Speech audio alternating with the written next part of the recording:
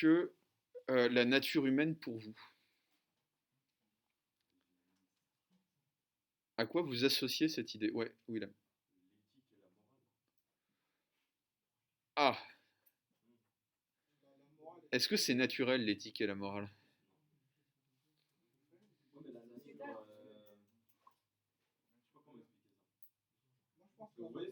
Je vois ce que vous voulez dire, mais qu'est-ce que vous voulez dire exactement? Je pense que ce que vous voulez dire, c'est que la nature humaine, c'est ce qui fait l'essence de l'être humain par rapport à d'autres réalités. Par exemple, ce qui va caractériser spécifiquement l'être humain, ce qui va faire le propre de l'homme, c'est l'éthique et la morale par rapport aux autres animaux. Par rapport aux animaux. Ok.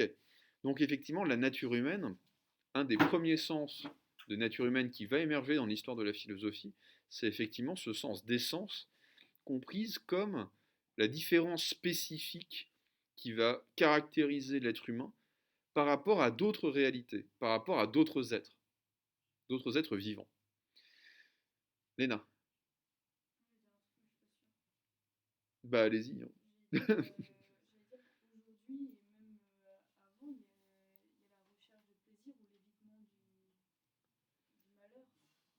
Alors,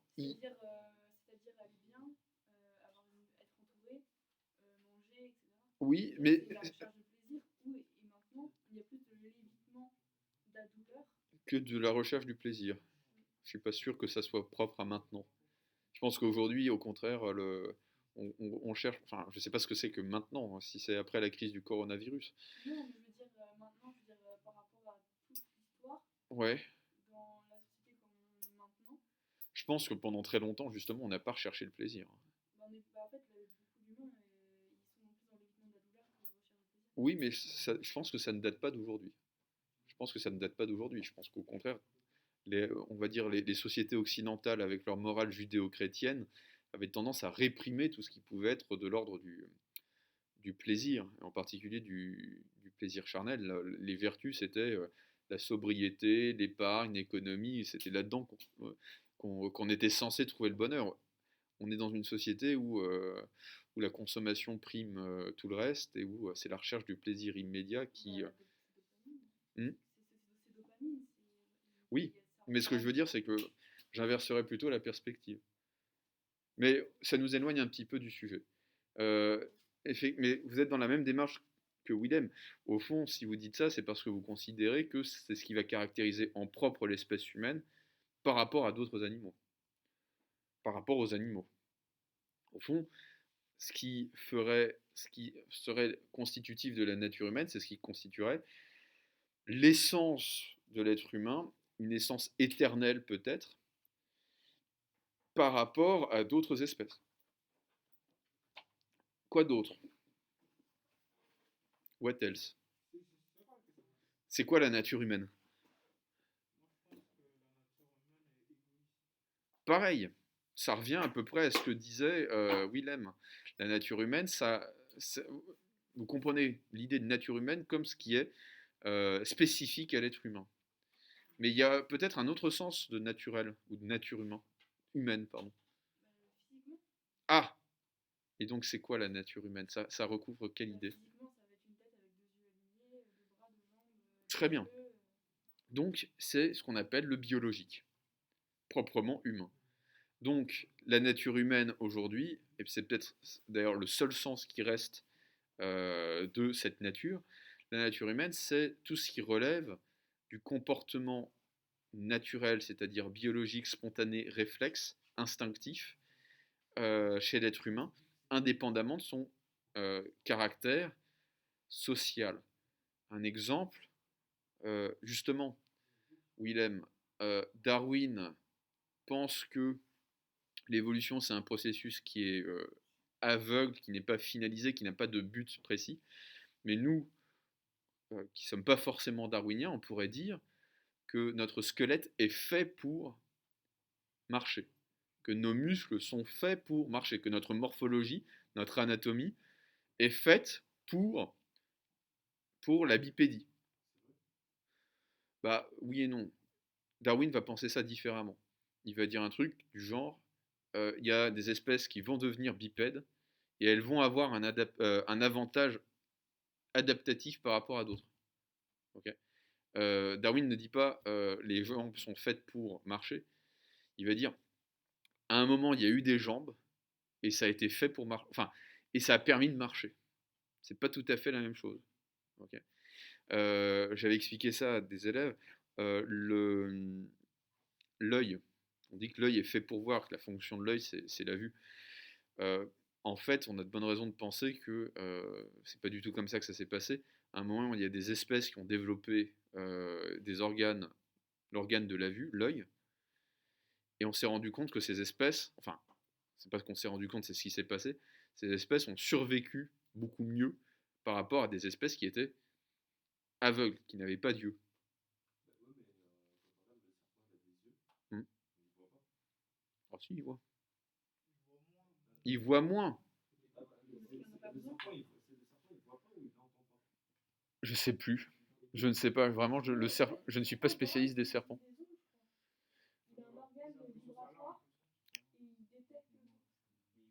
Mais ce que je veux dire, c'est que on pourrait dire que pour le sens commun, il y a les organes sont fonctionnels, ils ont une fonction. Pour Darwin, les organes n'ont pas de fonction, au sens où il n'y avait pas un but prédéterminé, où l'évolution, la nature s'est dit, tiens, aujourd'hui, je vais faire des yeux pour voir. Il y a eu des yeux et on a vu. Exactement, qui a été. Ouais, bah, quelque chose comme ça, effectivement. Bah oui. Ah oui, tout à fait. Tout à fait. Ok. Euh, et encore une fois, ça vient pas du jour au lendemain, si vous voulez. C'est sur des millions d'années que ça se produit.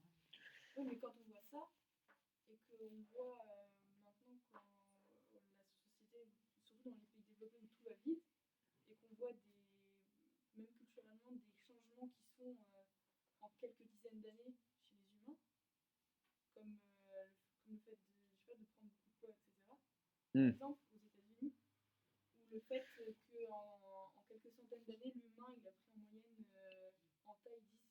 Oui, oui, oui, de protéines, oui.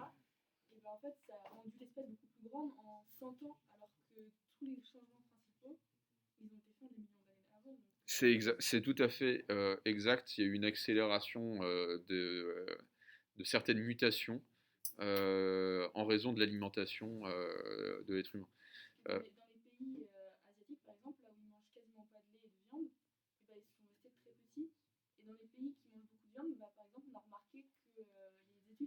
mm,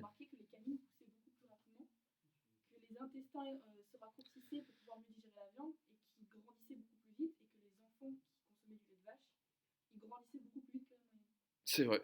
Oui, c'est parfaitement exact. C'est-à-dire que c'est ce qu'on va appeler l'épigénèse, l'épigénétique. Euh, Qu'est-ce qu'il y a? Vous buvez pas de lait? Mais non, vous êtes pas petit. Vous êtes pas. Hein? C'est vrai? Bah vous les faites pas. On dirait que vous faites plus. Ok, bon. Hmm.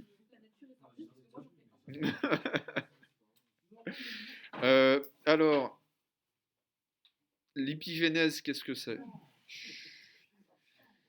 On voit ça notamment avec les effets les effets du cannabis sur certains individus dans, euh, dans, euh, dans l'ADN. On a remarqué qu'il y avait des séquences de code qui étaient programmatiques, c'est-à-dire qui vraiment allaient déterminer ce que vous alliez être biologiquement. Et il y a des séquences de code qui réagissent à l'environnement, c'est-à-dire ou au comportement. Euh, Il y a manifestement ce qu'on pourrait appeler un gène de l'alcoolisme, où vous allez hériter de vos parents une disposition génétique à être addict à l'alcool. Cette disposition, si vous voulez, elle ne s'active pas tant que vous n'avez pas touché à l'alcool. Euh, mais il n'empêche que le, il y a des gènes qui existent à l'état de potentialité, de puissance. Il en va de même de, manifestement, donc, des effets environnementaux sur la taille, sur le poids, sur la constitution donc, des organes de la digestion, manifestement. Il y a manifestement des caractères qui peuvent être acquis et transmis de manière héréditaire. Et notamment, il me semble, pour l'obésité. Ouais. Des caractères comportementaux aussi. On voit beaucoup par rapport aux sociétés, parce qu'en fait, dans les neurosciences, on dit que le cerveau d'un enfant, c'est là où il est le plus modelable, et c'est là où il va s'imprégner de son environnement. Donc quand on dit que l'environnement, dans le comportement, il joue, Oui, tout à fait. c'est pour ça qu'on voit de plus en plus de changements qui sont très vite. C'est parce que l'enfant, vu qu'il va être de baigner dans des cultures qui vont être très différentes en fonction d'où on est, et ben en fait, il va s'imprégner de choses différentes en fonction d'où il va grandir Oui. et en fonction de ce dont il sera entouré. Et en fait, ça a démontré que ça aide encore plus à ce qu'il y ait des différences. Ils font les zouaves derrière vous, je suis désolé. Willem, c'est vous ou c'est pas vous? Là, c'est pas ça. Non, mais c'est jamais de toute façon à l'écouter. Bon, ok. Vous êtes un peu chiant parce que c'était très intéressant. Non, pardon, parce qu'il vient de se passer un truc vraiment drôle. Léna, reprenez, calmement. Et donc, du coup, ça joue beaucoup et ça crée des groupes encore plus distincts du fait que chaque enfant se soit imprégné. Oui. Et de plus, l'effet de groupe et l'effet de biais de confirmation a fait que les croyances entre groupes se renforcent et ça crée encore plus De diversification, on va dire. Mais je suis pas certain que ça se passe au niveau génétique, là. Ça se passera probablement simplement au niveau neuronal. Oui, Euh, ouais, c'est seulement ce qu'on appelle de la programmation oui, neurolinguistique oui, et de la neuroscience. oui. Ah, ça, je suis parfaitement d'accord. Euh, on a distingué deux sens. Bon, maintenant, je vais vous faire un tableau complet du concept de nature avant que ça sonne. Ça sonne à quelle heure? 11h? 11h05, on a un petit peu de temps devant nous. Alors, dans l'Antiquité, au fond, l'idée de nature, allez-y, dans l'Antiquité, oui, donc à partir de Parménide et d'Héraclite, en fait, donc avant Socrate. Dans l'Antiquité, l'idée de nature renvoie d'abord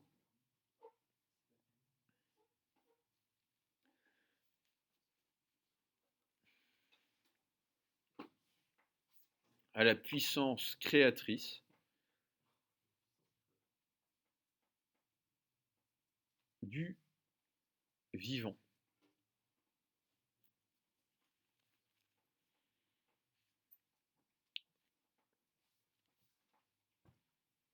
C'est en gros la puissance de croissance, de développement et de naissance que le vivant va manifester dans le règne végétal et dans le règne animal, la nature. Nature, c'est la puissance de croissance, de développement. C'est ce qui va, c'est ce qui va produire pour les Grecs de nouvelles formes et une nouvelle matière.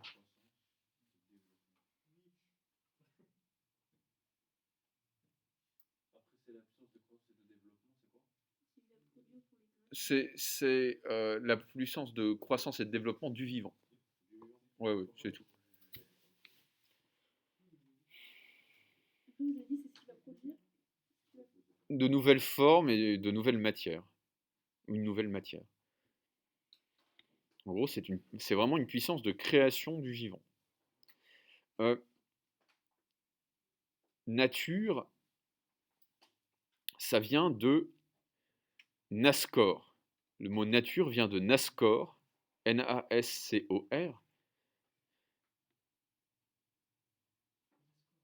qui signifie naître en latin. Nascor, N-A-S-C-O-R. Et Nascor, ça veut dire naître en latin. Et donc l'idée de nature est liée à l'idée de naissance, d'engendrement. Autrement dit, de vie, quoi. à l'idée de naissance, d'engendrement.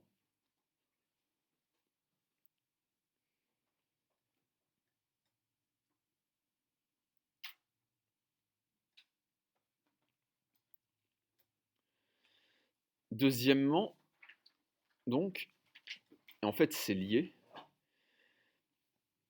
la nature est aussi comprise comme ce qu'il y a d'essentiel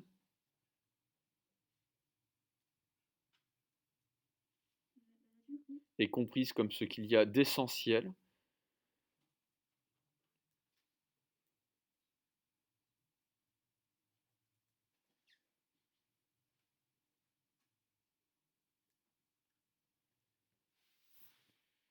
et de spécifique, d'essentiel et de spécifique,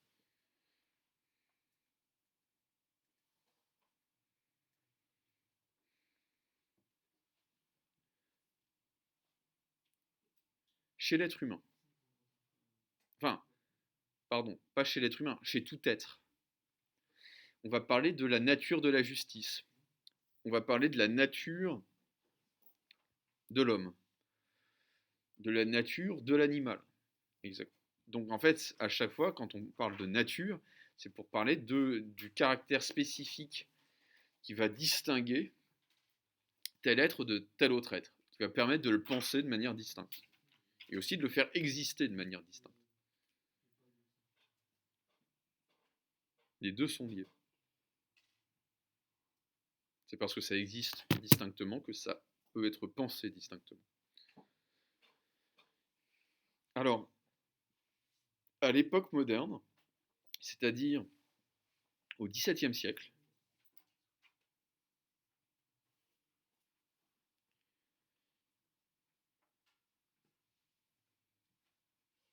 donc c'est l'époque de Newton, c'est l'époque de Hobbes, c'est l'époque de Descartes, c'est l'époque de Leibniz. À l'époque moderne, donc au XVIIe siècle, la nature va être réduite aux lois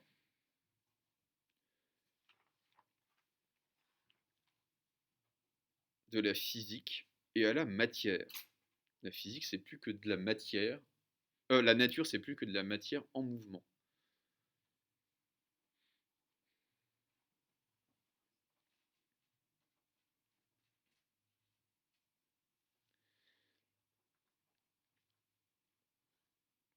Alors, le livre de...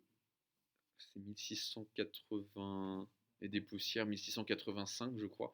Le livre de Newton, où il va développer la théorie de la relativité générale, de la relativité générale, n'importe quoi, de la gravitation universelle, c'est les principes mathématiques, les principes mathématiques de la philosophie naturelle. Et quand vous ouvrez ce livre, vous cherchez la nature et vous ne la trouvez pas. Parce que la nature, pour Newton, c'est des maths. C'est de la matière et des maths. Mais c'est pas des choses qui poussent, si vous voulez. Ça n'a rien à voir, ça n'a plus rien à voir avec le vivant, la nature. La nature, c'est ce que les Grecs appelaient le cosmos, c'est-à-dire l'ordre de l'univers, sauf que pour les Grecs, il y avait une dimension qualitative, hein, spirituelle, tout à fait. Il y avait l'idée que la terre était en bas, le ciel était en haut, que la terre était corruptible, le ciel était incorruptible. Il y avait une dimension morale et éthique, alors que chez Newton, hein, enfin depuis au fond Galilée, il n'y a pas de haut, il n'y a pas de bas, et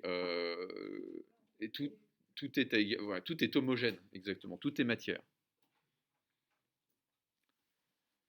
Et alors la dernière idée de nature qui va se développer, la nature, c'est le biologique. C'est donc l'ensemble des lois qui régissent le vivant.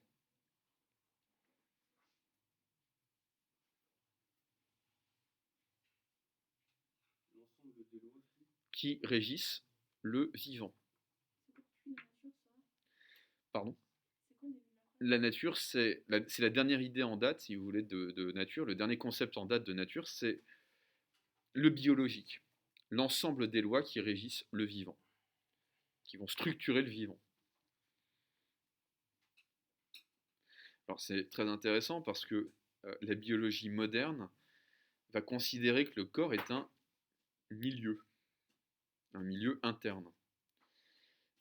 Aujourd'hui, l'environnement, plutôt la nature, c'est l'environnement, c'est-à-dire le milieu naturel. Et qu'est-ce qu'on entend par là? On entend par l'ensemble des lois qui vont régir le vivant, tout simplement. Et non plus une puissance de création, comme les Grecs le faisaient.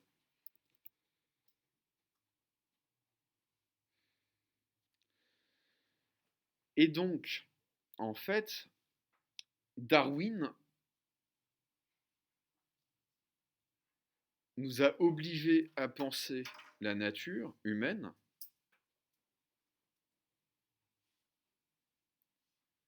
seulement dans le dernier sens.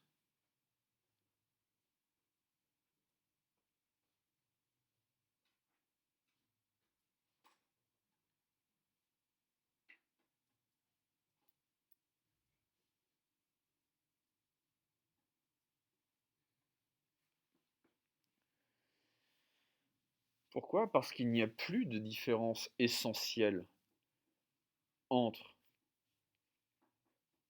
l'être humain et l'animal. Il n'y a plus de différence d'origine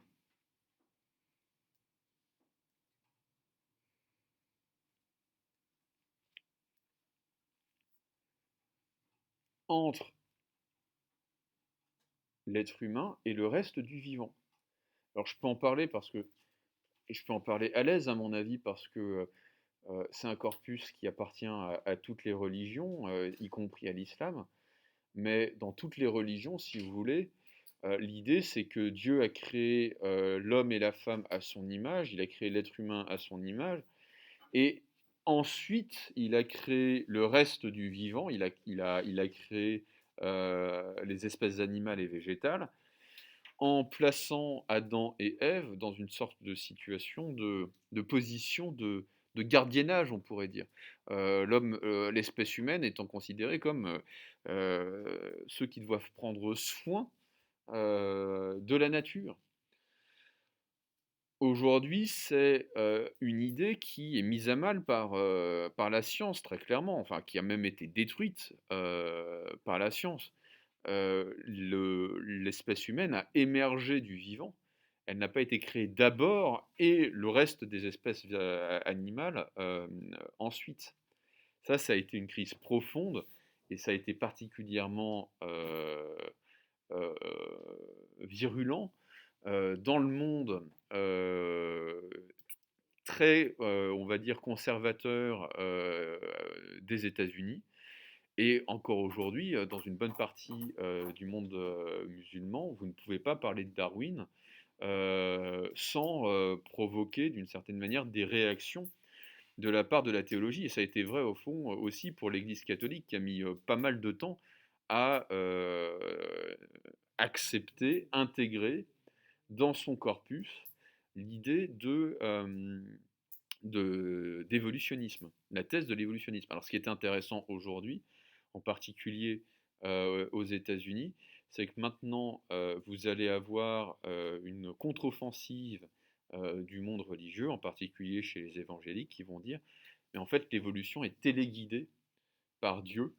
La finalité de l'évolution, c'est l'émergence de l'espèce humaine. Ce que Darwin ne dit pas, mais vous allez avoir des textes qui sont des textes très sérieux, si vous voulez, où vous allez avoir des évangéliques qui vont dire, mais en fait, la probabilité que l'espèce humaine émerge un jour, que l'Homo sapiens sapiens émerge un jour, est tellement faible, elle est tellement faible à l'origine, si vous voulez, que ça ne peut pas être le fruit du hasard, et si c'est pas du hasard, c'est que la création a été orientée, guidée par l'esprit divin. Et tous les débats maintenant portent là-dessus. Okay. Donc on réinvestit, pour le dire de manière encore plus claire, la religion chrétienne. J'ai pas tellement vu ça du côté musulman pour le moment. Euh, mais les évangéliques en particulier vont réinvestir la théorie de l'évolution pour réintroduire la différence spécifique d'essence entre l'être humain et l'animal. Donc c'est un débat qui est toujours en cours, si vous voulez. La question des trois sens ou des quatre sens de la nature humaine, c'est un débat qui est toujours actif et vivace dans nos sociétés, et en particulier en philosophie. Est-ce que ça va pour tout le monde, ça? Ok. Alors, autre point, autre argument. Les progrès technologiques faits dans la recherche en paléontologie. Les progrès technologiques faits en paléontologie.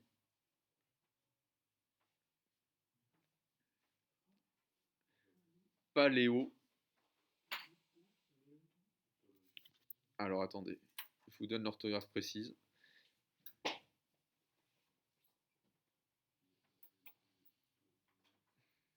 Paléontologie. Paléontologie.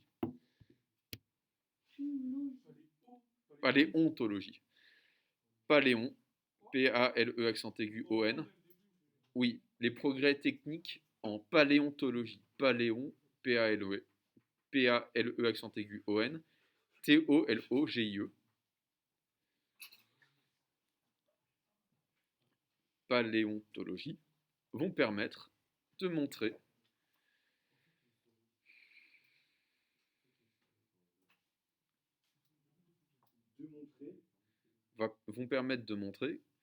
que l'émergence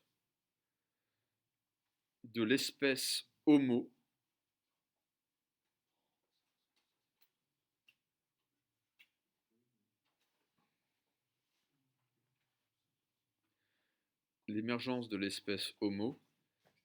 a coïncidé, est allée de pair avec celle de la culture.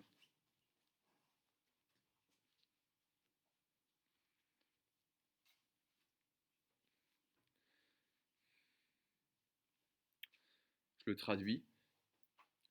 Pas d'humanité sans culture. À partir du moment où il y a eu l'espèce humaine, l'Homo habilis, il y a eu des traces de culture. Et comment on le sait? Ça, ne le notez pas, je le reprendrai une autre fois. Mais on le sait parce que on a trouvé systématiquement à côté des squelettes, des traces de rituels, par exemple, d'enfouissement des corps. On rendait manifestement certains hommages aux défunts. Quand le squelette qu'on a retrouvé est manifestement le squelette de quelqu'un qui est mort de mort violente, on a retrouvé non pas des traces de morsures, mais des traces de coups d'objets contondants. Donc en fait, l'Homo habilis connaissait déjà, sinon la guerre, du moins l'arme. Okay. On se battait probablement à coups de massue, à coups de bâton, il y a des millions d'années. Ce que le singe fait peu, ce que le chimpanzé fait pas, le gorille il met des patates, le chimpanzé mord ou griffe, mais il utilise rarement le bâton pour se battre. Et voilà, l'outil de manière générale, on peut apprendre à un chimpanzé à utiliser des instruments, mais il ne le fera pas spontanément, si vous voulez. Il ne le fera pas de lui-même.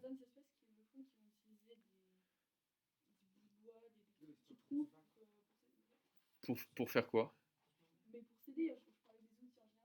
Alors, on peut prendre. En fait, il y a manifestement quelque chose qui va vraiment séparer l'homme de l'animal. C'est, je ne sais plus comment on appelle ça, mais en gros, par exemple, l'homme va construire des fondations, par exemple, pour son habitat. Il va pas poser simplement des bouts de bois pour faire une cabane, il va planter en fait, dans la terre, les fondations, voire parfois, en fait, il va construire sur le sol, à même le sol, il va construire une fondation pour son habitat, ce qui va faire que l'habitat va être fixe. Alors que les espèces animales qui peuvent utiliser justement le bois comme outil, ils vont être incapables, si vous voulez, de faire quelque chose qui puisse tenir debout. Ils vont être incapables de fixer les éléments de leur construction. On peut penser au castor, par exemple. Le barrage du castor, c'est un empilement, c'est une sorte de, comment on pourrait dire ça, de tressage de bois. Le nid de l'oiseau, c'est pareil. Il n'y a pas de, il n'y a pas de trous, par exemple, qui vont permettre de fixer les éléments. Donc c'est quand même, quand il y a utilisation instrumentale, on pourrait dire, d'éléments naturels, en particulier le bois, chez l'animal, c'est très rudimentaire et c'est jamais articulé. Voilà. Ça va pour tout le monde, ça? Bon bah écoutez, le temps que j'enregistre la vidéo, je vous libère généreusement avec 5 minutes d'avance.